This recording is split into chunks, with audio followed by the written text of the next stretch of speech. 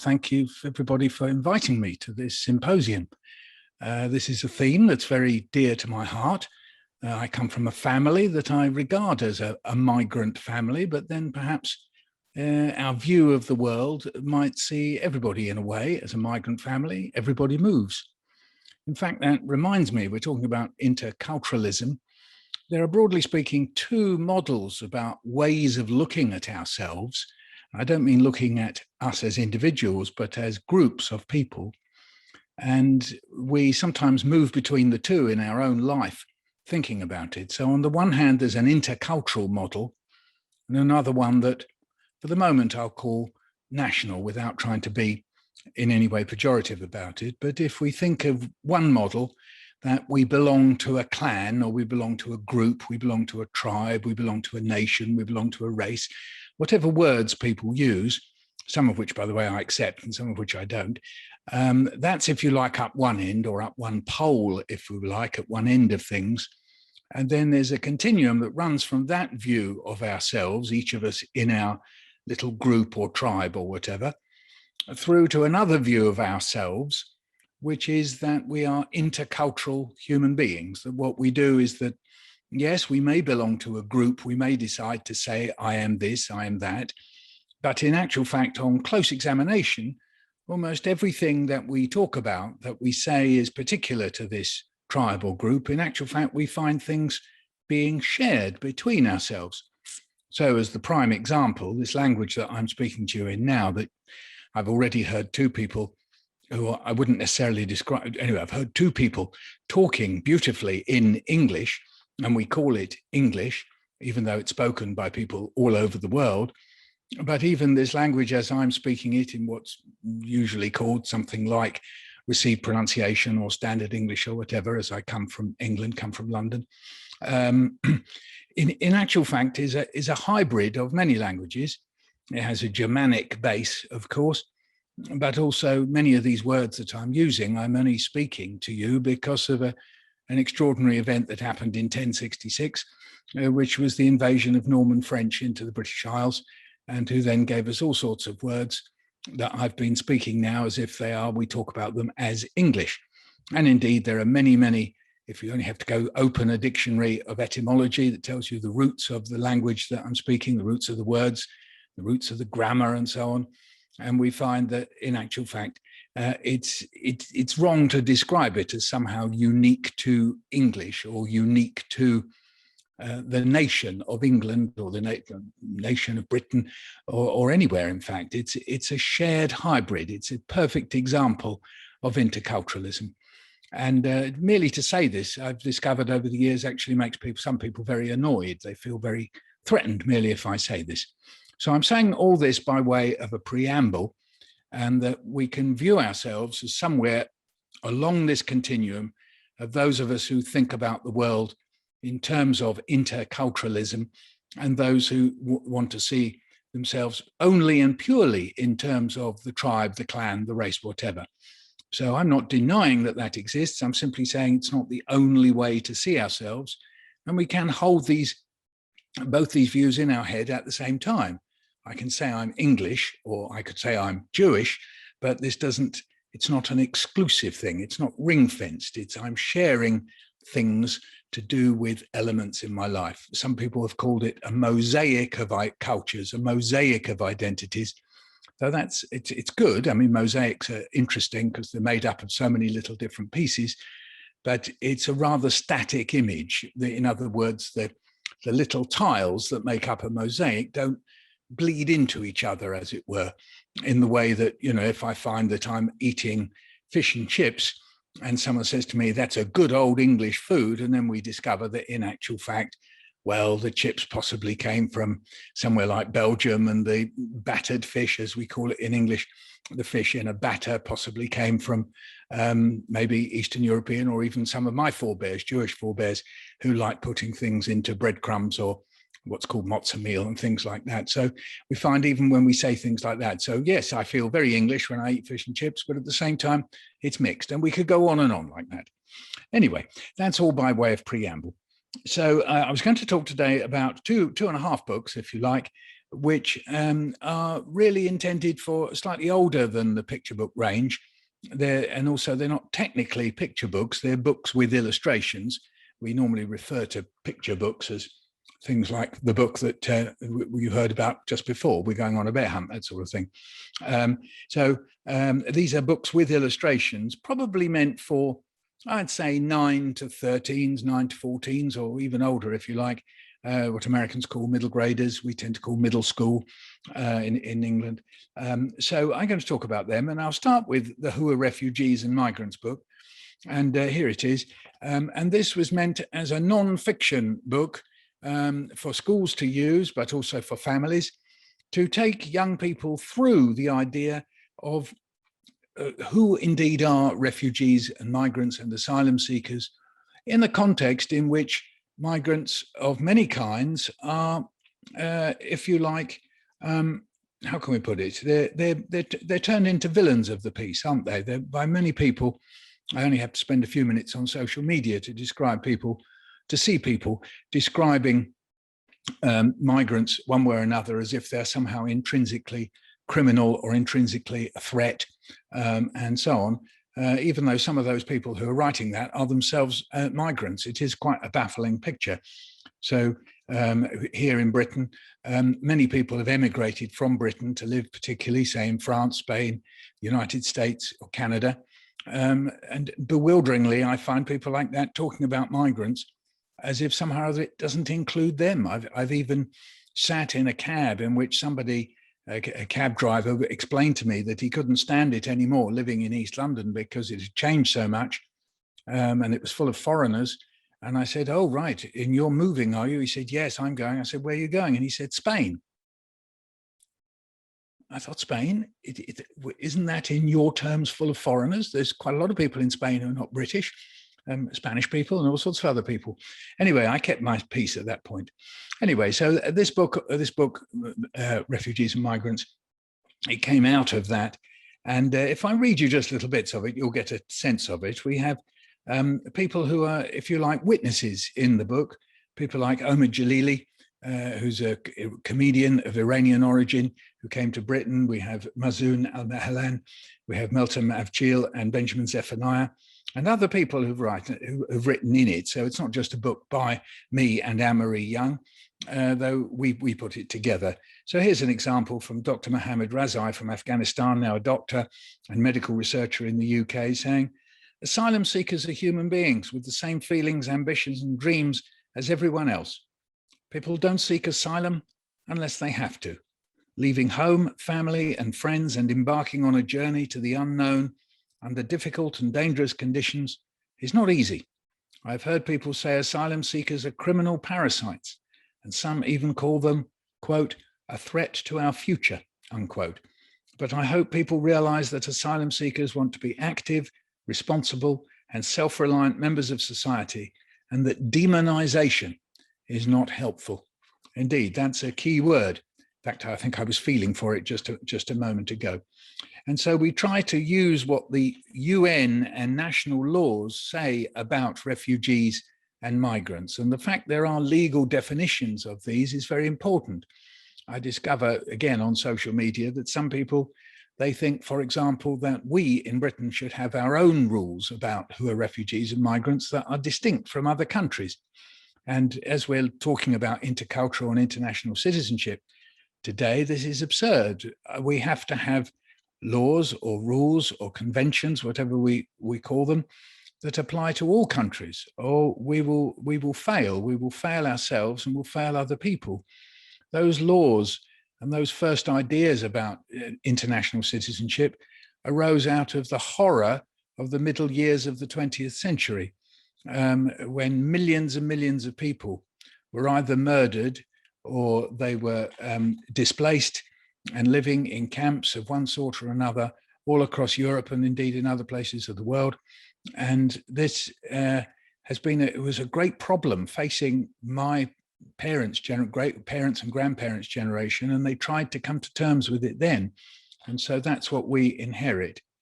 My own experience, which we talk about in the book, both Anne-Marie and I, we talk about our personal experience very briefly. All of my family are Jewish in origin. And even to say that, it sounds, maybe a bit like the clan or whatever. In actual fact, I'm referring to one branch of the Jewish family, that's to say the Ashkenazi branch, the East European. And my family spread out largely from Poland and perhaps Russia, spread out into Poland, into France, into Britain and the States.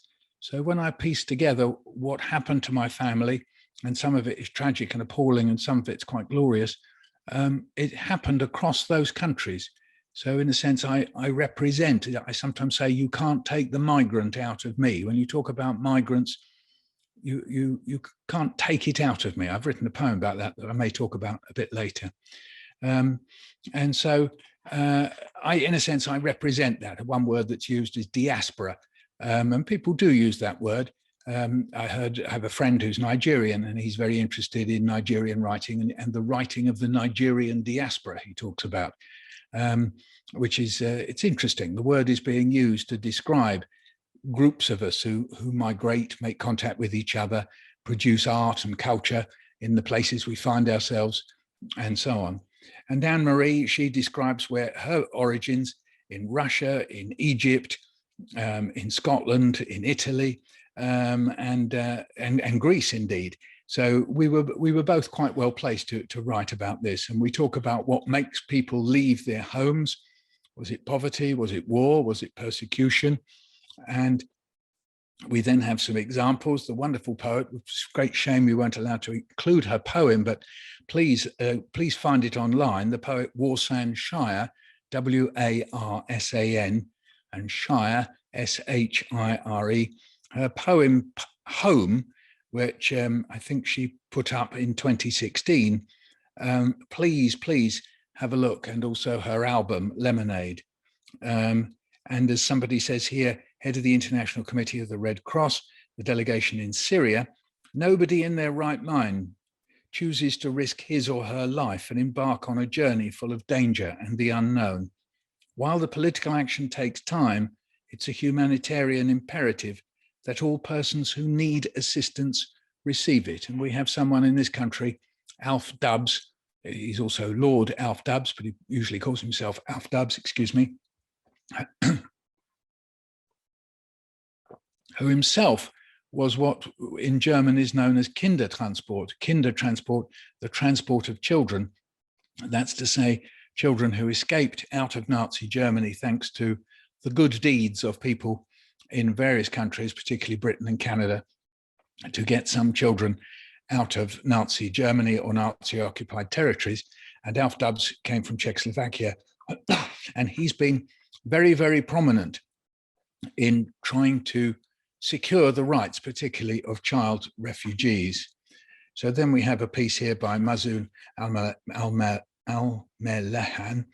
She's from Syria and also from Malala. And then I wanted to read you a little bit from Omid Jalili. He's somebody that we're very fond of in Britain, a comedian from Iran.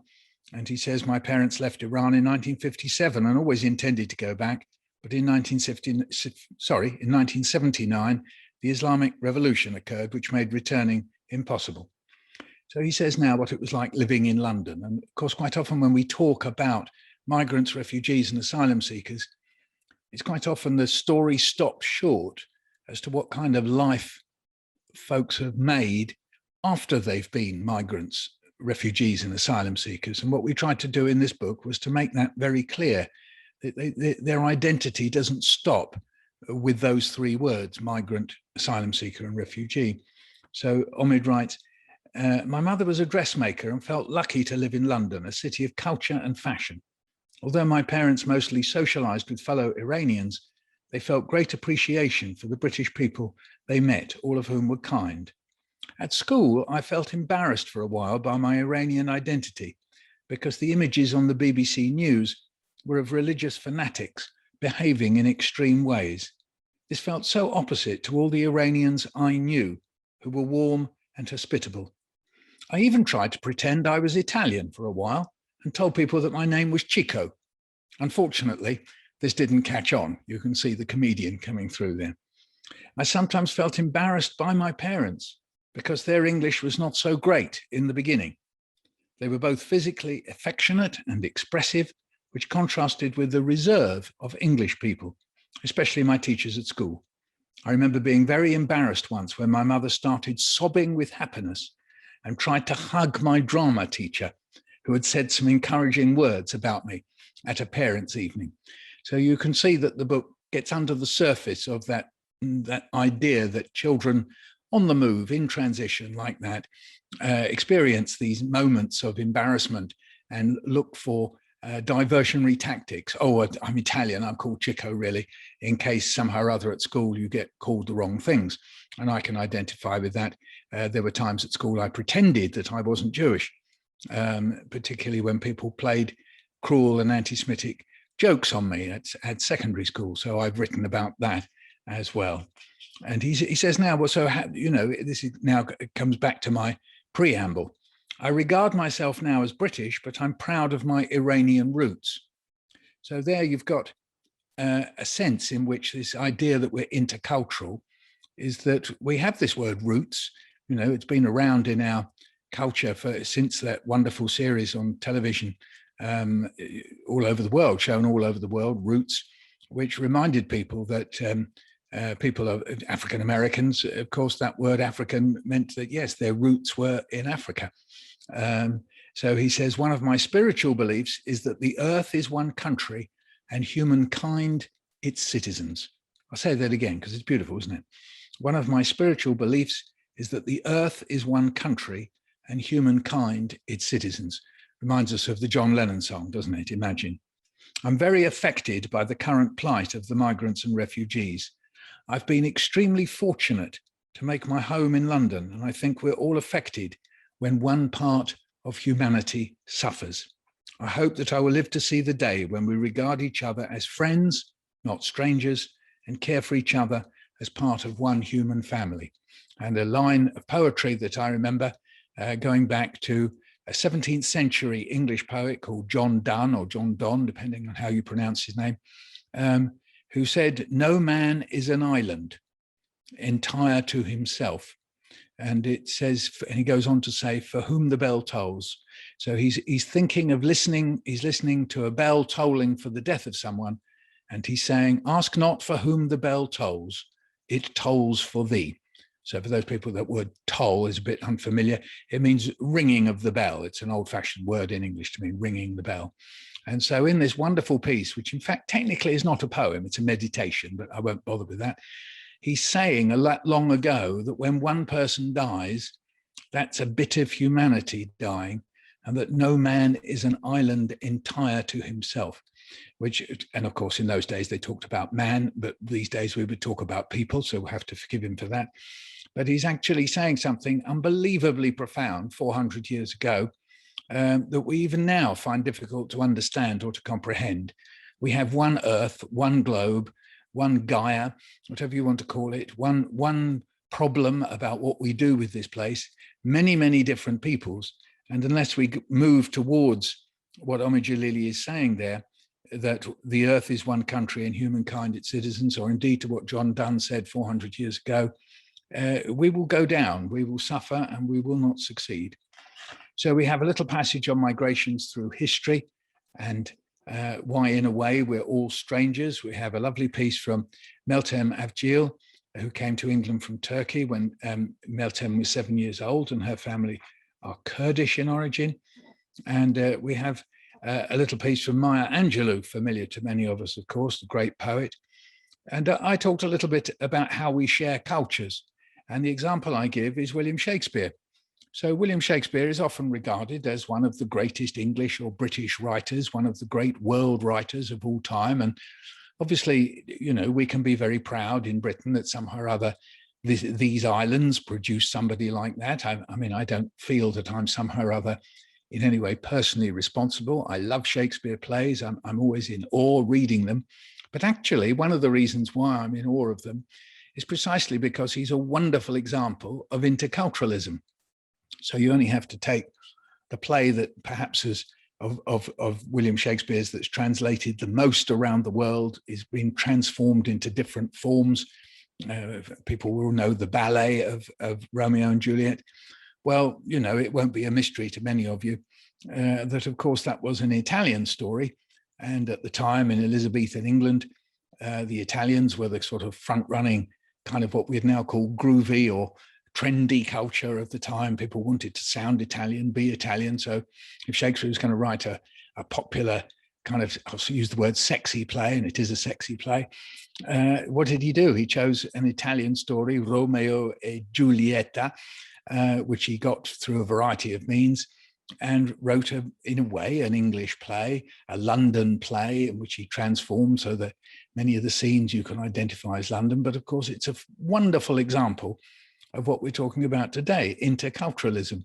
And we can celebrate that. I mean, even the rhythms and rhymes that Shakespeare uses were not necessarily invented in Britain. I mean, the very notion of rhyme is thought to have probably originated in late Latin culture.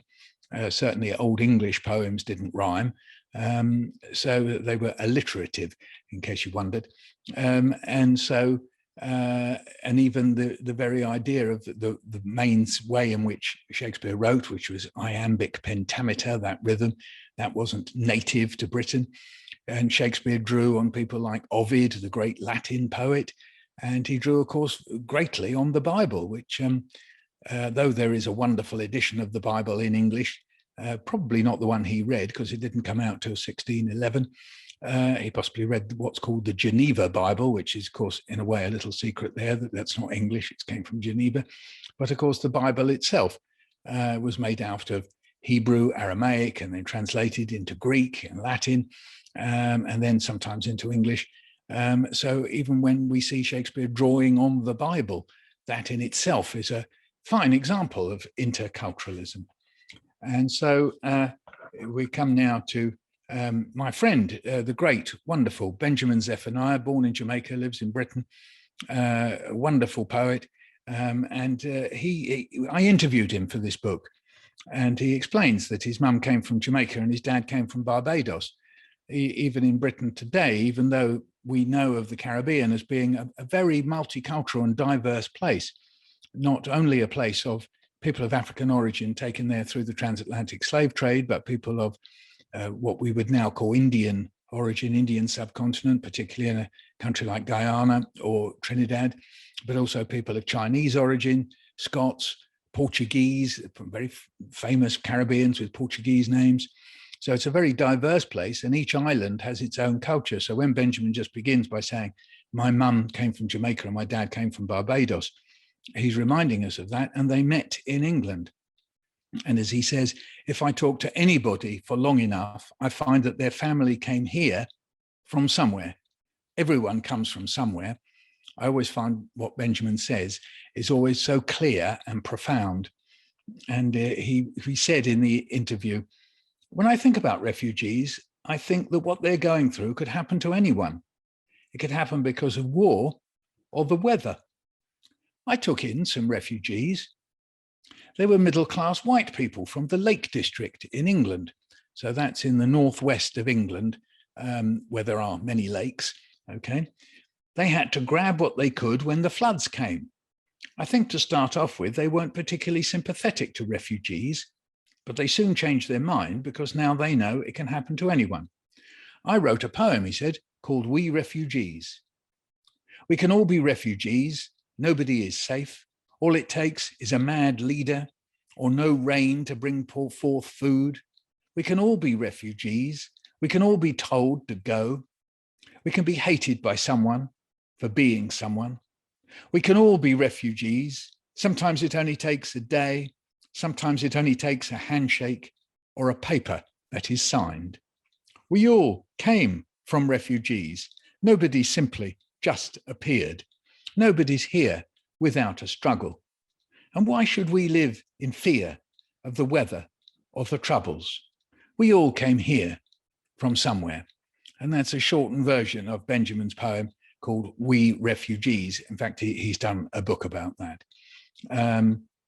And so that's the kind of scope of the book with photographs and so on, as you can see, and intended for, as I said, probably middle graders, sort of 9-year-olds up, but plenty there to share with young people of all ages. Sorry if I have to keep drinking. You may or may not know, I was put on a ventilator and had a tracheostomy last year. I was in intensive care for something like 47 days. So that's why I have to kind of keep sipping. Now, another book that I was going to talk about was a book called On the Move, Poems of Migration, as you can see, with pictures by Quentin Blake. And I was very delighted to see, given that it's about migration, that it's just been translated into Italian. So there we are. You can see, those of you Italian speakers, In Cammino, Poesie Migranti.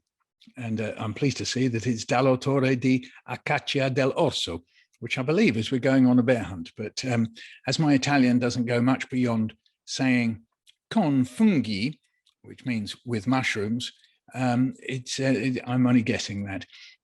I did do Latin at school, so it does help me with a bit with my Italian. So I have tried to be intercultural. The other language I speak, or the languages I speak apart from English, is French. I can speak French. Alors, bonjour tout le monde.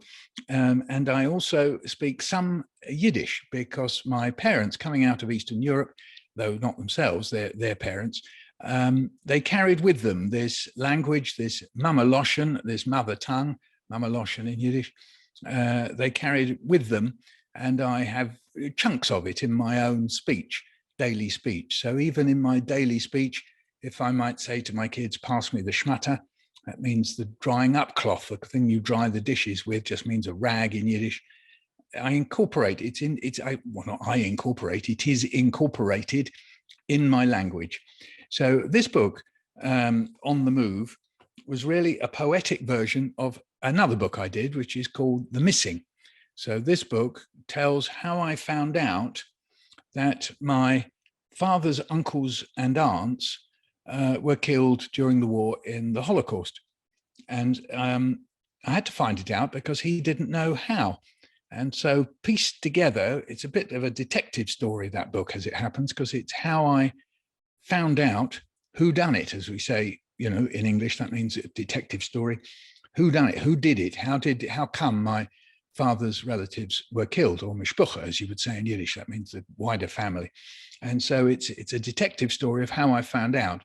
And to my horror, it happened mostly in France and Poland, and that people were betrayed and turned over and ended up in Auschwitz. So this is the poetic version of it. So I wrote poems that, in a way, sort of have a narrative that tells the story of what happened in my family. So here, just on the point of Yiddish, here's a little bit of fun. Mum can speak two languages and sometimes mixes them up. She doesn't say don't moan, she says don't fetch. She doesn't say don't slurp your soup, she says don't chup. She doesn't say don't burp, she says don't graps. She doesn't say don't fart, she says don't fots. When I have wrinkles in my socks, she says it looks like I've put my feet through a pile of bagels. So she says, take the bagels out of your socks. So I sing it all back to her. Don't kvetch, don't chup, don't graps, don't fots. Take the bagels out of your socks. We all sing it. Don't kvetch, don't chup, don't graps, don't fots. Take the bagels out of your socks.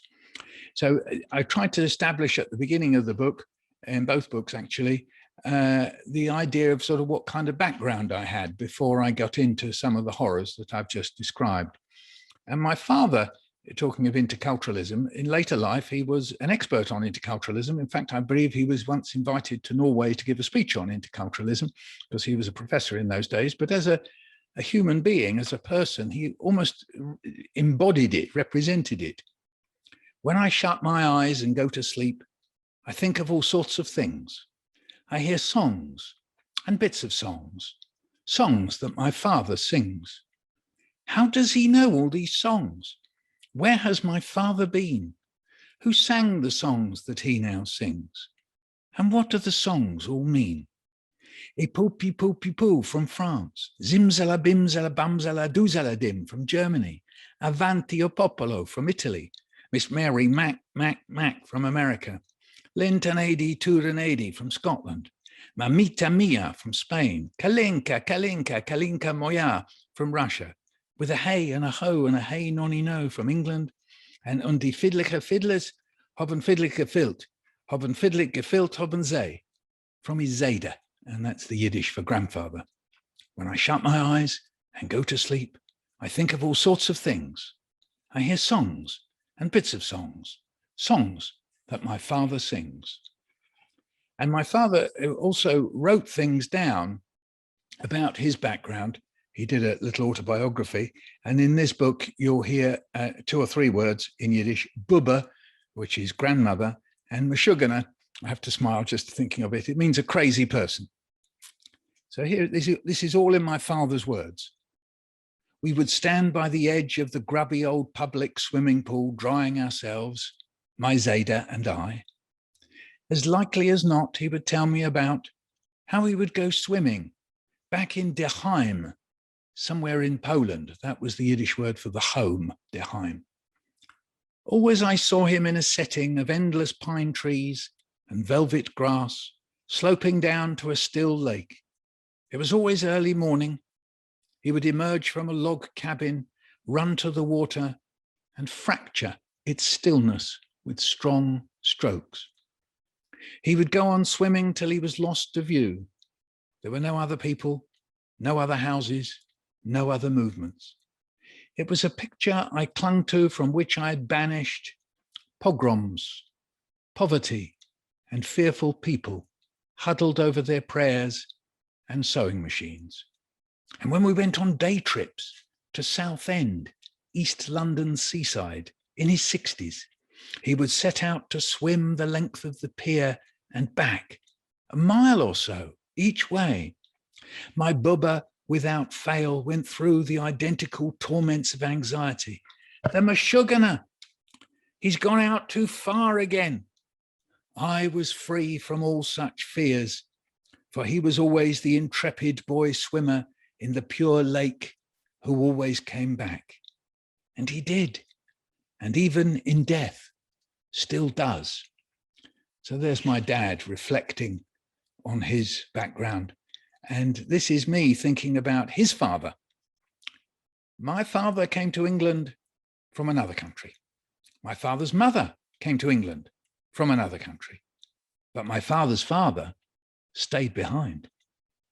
So my dad had no dad here, and I never saw him at all. One day in spring, some things arrived, a few old papers, a few old photos, and, oh yes, a hulky, bulky, thick checked jacket that belonged to the man I would have called Grandad, the man who stayed behind. But I kept that jacket, and I wore it, and I wore it, and I wore it, till it wore right through at the back. And whenever we're talking about poems with children, obviously the dominant form that we all know is the rhyming poem. I love rhyme and I love rhythm. But what we can also show them is that there are other forms, ways of storytelling in a very compressed way, using repetition, using other things like my father saying strong strokes, nice alliteration.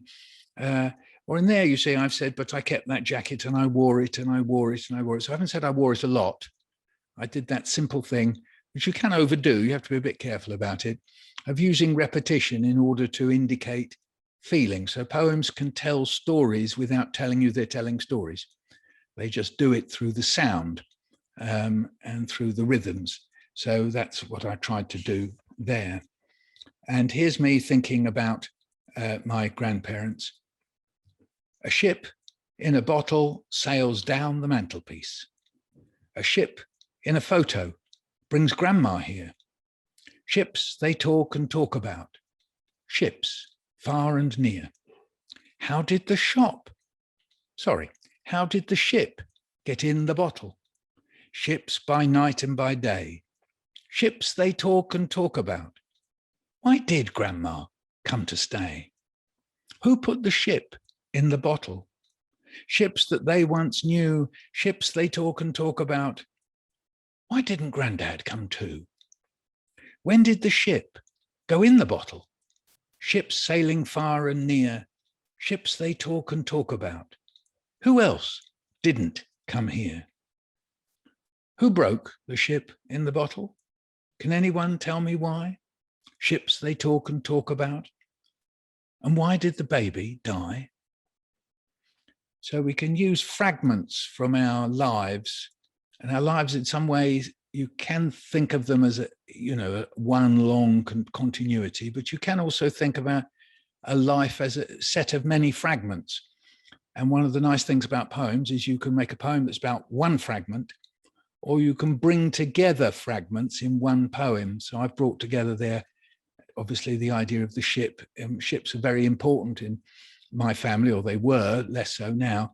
I can see my family, if I put it on a map, crossing to and fro across the Atlantic, coming out of Poland. Obviously, to get to Britain in those days, people always came by boat, by ship.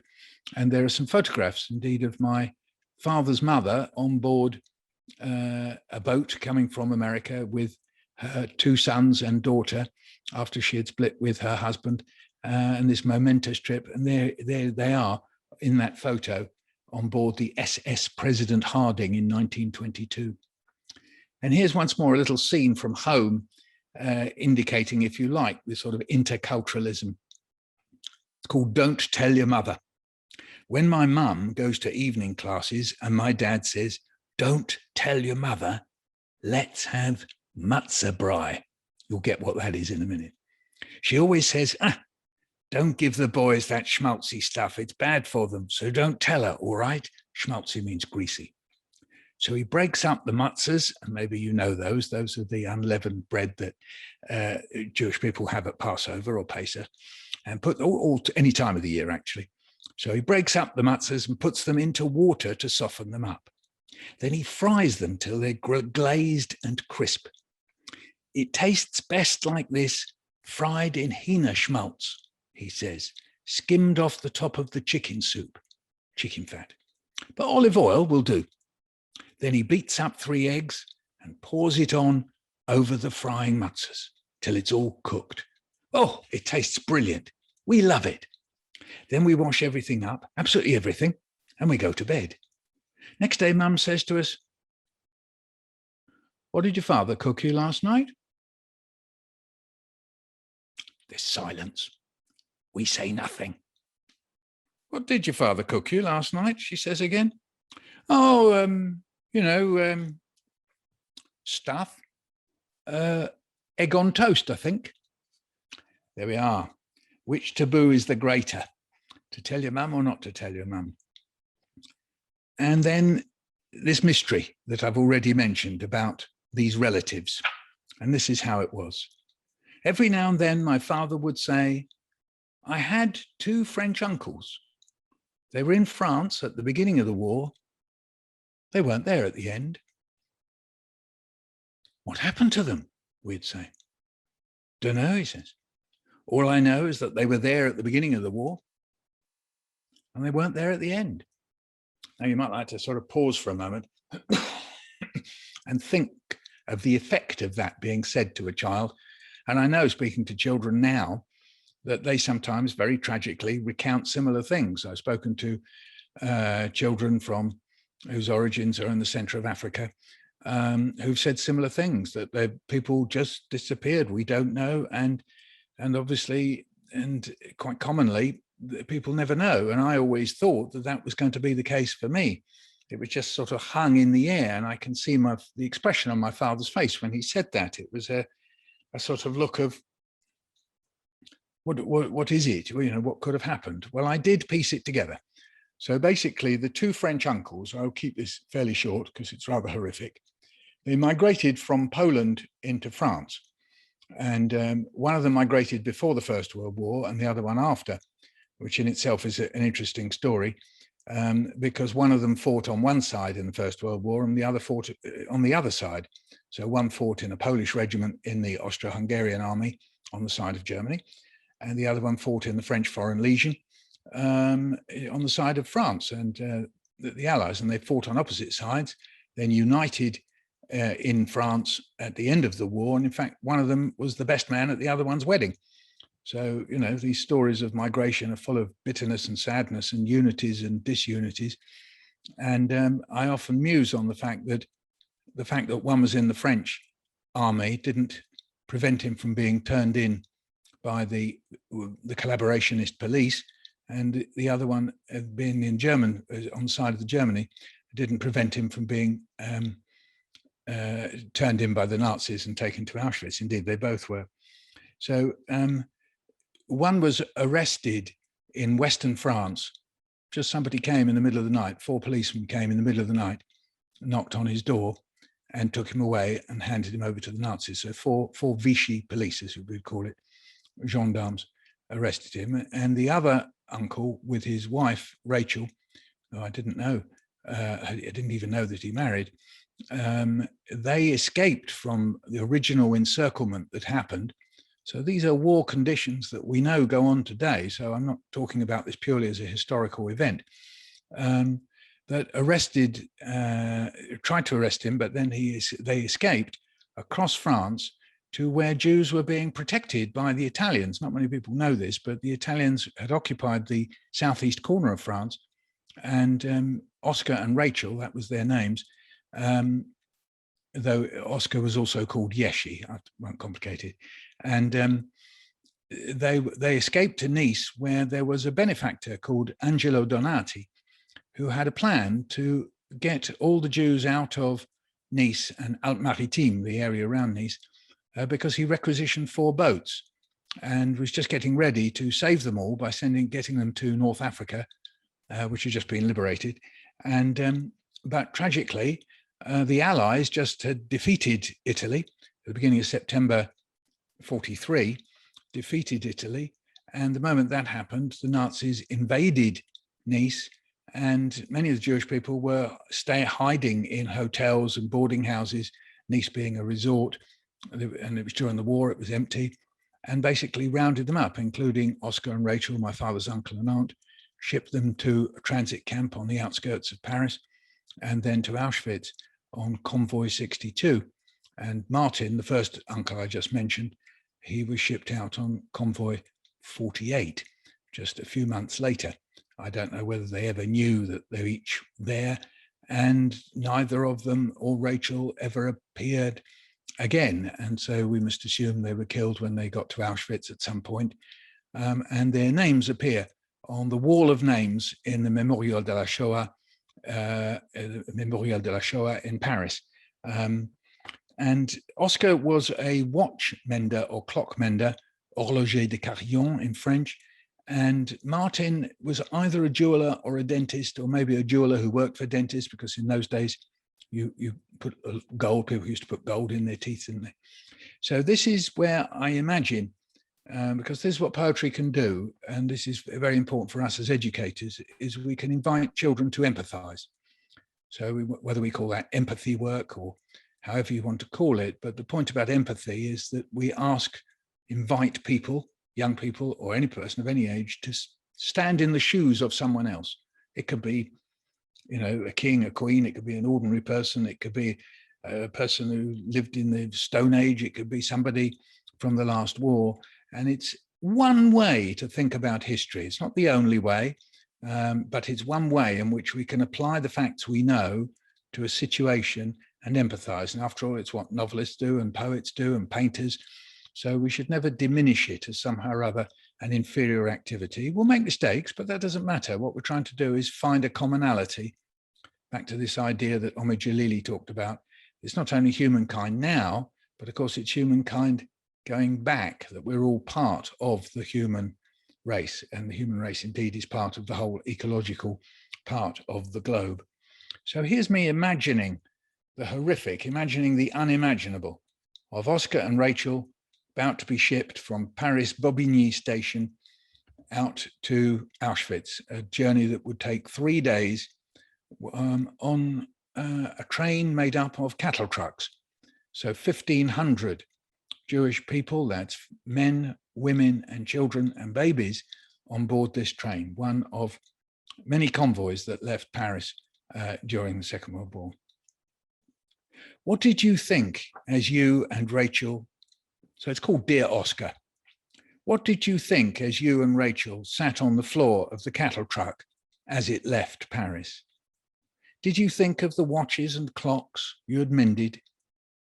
Did you think of the tiny springs and wheels, you with your magnifying glass in your eye, poring over the works so that a monsieur or a madame could tell the time correct to the exact second?